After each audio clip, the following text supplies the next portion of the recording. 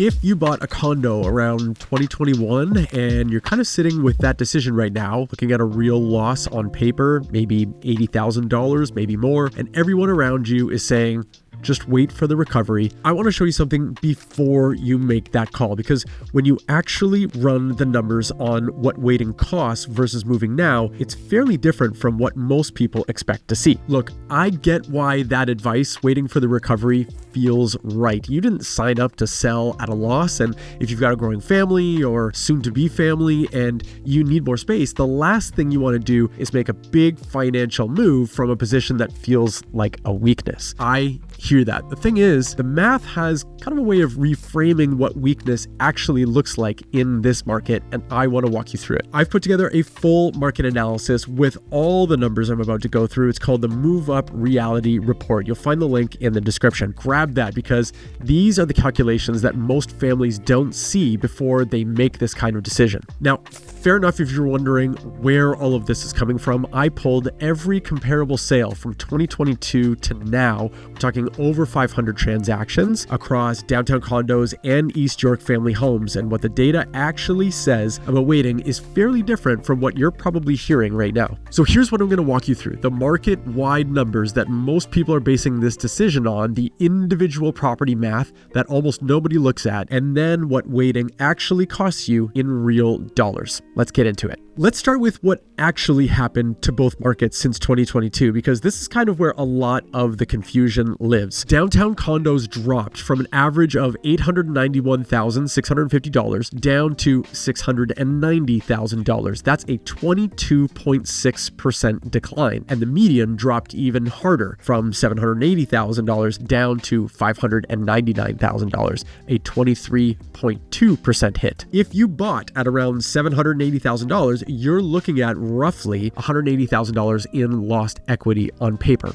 I know, it's very uncomfortable to say out loud. Now, here's what I think gets kind of overlooked in these conversations. East York 3-bedroom semis, the houses that a lot of families like yours are trying to move up to, they fell too. Average prices went from $1.55 million down to $1.31 million, and the median dropped from $1.48 million to $1.26 million. So you're looking at roughly a 15.5% average decline and about 14.9% on the median. Now, I work with East York buyers all the time, and I can tell you that really solid 3-bed semis, the kind that work for a growing family, are fairly consistently going from anywhere between $1.3 and $1.5 million right now.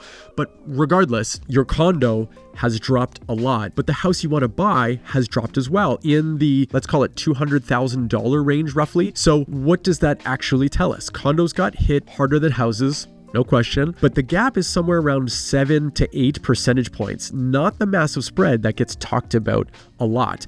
And that matters, because when both markets moved down together, the move up math didn't get nearly as brutal as most people assume. I'll say this though, market-wide averages only tell you part of the story. They don't tell you what happens when you actually have to sell your specific unit in your specific building in this specific market. For that, you need to look at the repeat sales, and that's kind of where things get really interesting. So I pulled 6 properties that sold in both 2022 and again in either 2025 or recently in 2026. 3 condos, 3 East York houses. This is coming from MLS records, actual sold prices, not estimates, not listing prices, the real numbers. And here's the thing. Every single one of them sold for less than its 2022 price. Probably comes as no surprise to anyone. The condo losses ranged from $71,000 to $160,000. That's 9.6% to 20.3% down. That's pretty painful. But let's be honest about what you're actually facing. The house losses, $287,500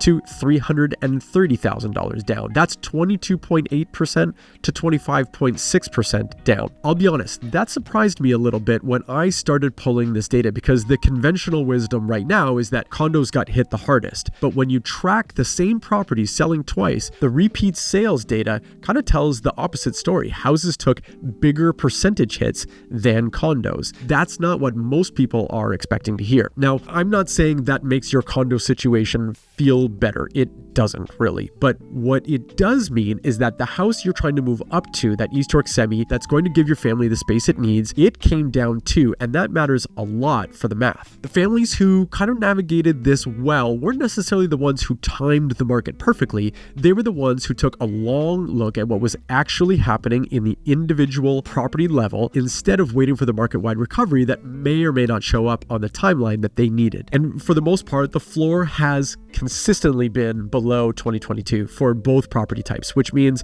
waiting for a return to 2021 pricing, and I'll say this carefully, it might mean waiting a very long time. This repeat sales analysis, seeing what actually happened to individual properties instead of just market-wide averages, this is the kind of missing piece that most families never get before making their move-up decision. It's all broken down with specific addresses, sold prices, everything that you need in the move-up reality report. Definitely grab that from the description because what I'm about to show you next builds directly on those numbers. Okay, so those are the losses you're kind of looking at on both sides of this trade, but here's what nobody's actually calculating when they tell you to wait for the recovery, what that waiting costs you in real dollars. And when you see these numbers, I think the math is going to surprise you. And look, yes, I'm a real estate agent, so am I going to say move now? But let me just show you the math first, and then you can decide what makes sense for you and your situation. I ran 3 scenarios comparing selling now versus waiting until 2027, next year. And I want to be fairly generous to the wait argument here. I assumed condos recover 5% and houses also rise 5%. Now I'm going to show you these scenarios, but I want to tell you that all of the math, the properties that were used, the assumptions that were made about down payments and interest rates and all that kind of stuff that lead to these numbers that I'm about to show you are all in that move up report. So that's why I think it's really important that you grab it, because what you're about to see on screen isn't like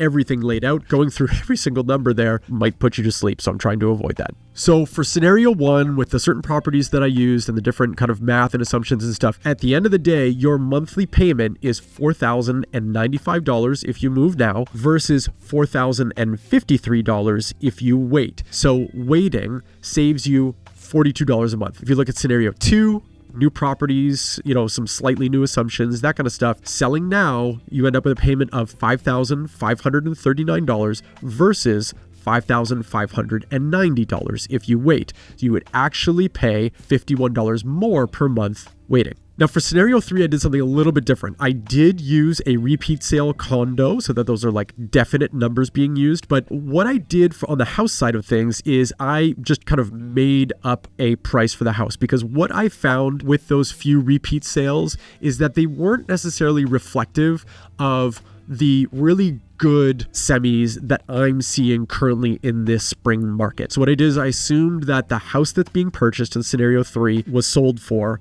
$1.4 million. So using that math, selling now is $7,020, your monthly payment at the end of it, versus $7,044 if you wait. That's $24 more per month due to waiting. In the best case scenario, waiting saves you $42 a month. That's it. Now, I don't want to sneeze at $42 a month savings, but it's not necessarily the big amount of money that I think everyone would assume that it might be. Also, you have to consider, I assumed both markets go up 5%, but what if they don't? What if both markets stay flat? What if they keep sliding? What if the condos stagnate, but houses rise even, a small amount, 2 or 3%. What if rates go up another point before you're ready? There are honestly dozens of possible combinations here, and in most of them, you're kind of in the same position or worse than you are today. The only one that wouldn't would be if condos rise and houses stay flat or go down, and that's a tough set of circumstances to envision right now. And here's the part that I think a lot of people miss. If houses do recover 5%, which is what we assumed in the scenarios, you need an extra $65,000 to $75,000 in cash just to buy the same house that you could buy today. So you're paying an extra $70,000 up front to save $40 a month. That's close to 2 years to break even, and that's assuming nothing else changes, which, if you're planning for a growing family, is a fairly big assumption. The math for waiting doesn't really feel like winning to me, but your situation is yours and it needs to make sense for your actual life, not just this theory stuff that I'm sharing now. Look, I'm not going to tell you there's a perfect move here because there isn't. Every family's situation is different. Your savings rate, your timeline, your risk tolerance, I can't see any of that from here. But what I can tell you is that the families who tend to make progress in this market, they're not the ones who timed it perfectly. They're the ones who ran the actual math instead of just waiting for conditions that may or may not show up when they need them to. And if you've got a family timeline you're working around, the math usually matters more than the market timing. And more often than not, when you do run the math, it's kind of less traumatic than the emotional weight of that loss makes it feel. I've put together that complete market report with all of these property examples and the move-up calculations, all the math, the links in the description. Most Toronto homebuyers obsess over interest rates and waiting for the perfect moment to make their move, but the ones who regret their purchase weren't wrong about the market, they were wrong about something way more important. That's exactly what I break down in this next video right here.